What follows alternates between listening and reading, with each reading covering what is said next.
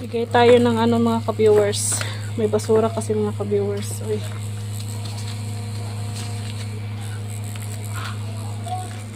Bigyan natin sila ng 100 pang merienda mga ka-viewers.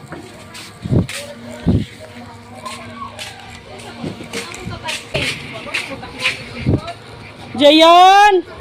You come here! You give.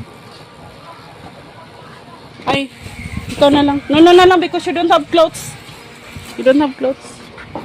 Patay ko.